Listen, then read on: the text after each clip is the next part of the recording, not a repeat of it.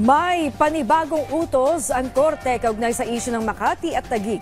Pinayagan ng Taguig na ituloy ang serbisyo sa mga pasilidad ng EMBO Barangays habang bawal munang umadlang dito ang Makati.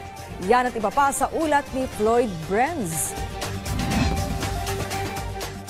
Pinayagan ng Korte ang Taguig na ipagpatuloy ang serbisyo sa mga pasilidad ng EMBO Barangays sa pamamagitan ng preliminary injunction. Ipinagbawal sa Makati ang pagharang sa akses ng Taguig sa mga pasilidad tulad ng health centers at parks. Ayon sa Korte, ito'y pansamantalang hakbang habang nililitis pa kung sino ang may karapatang pamahalaan ang mga ito.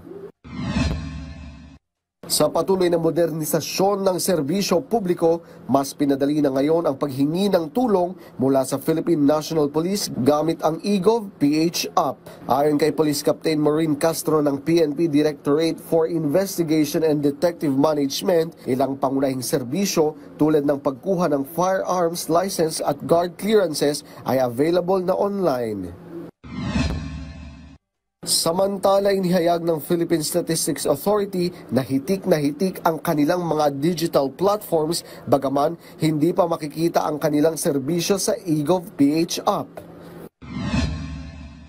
Sa ibang balita pa, ayon kay DSWD Sustainable Livelihood Program Director Mirabel Laksa, ilan sa mga programa na pwedeng ma-access sa eGov app ay ang Assistance to Individuals in Crisis Situation at Sustainable Livelihood Program. Para naman kay DSWD Crisis Intervention Division Director OIC Edwin Morata, kasama rin sa app ang financial assistance kung saan pasok ang medical assistance, burial assistance, transportation assistance at food assistance.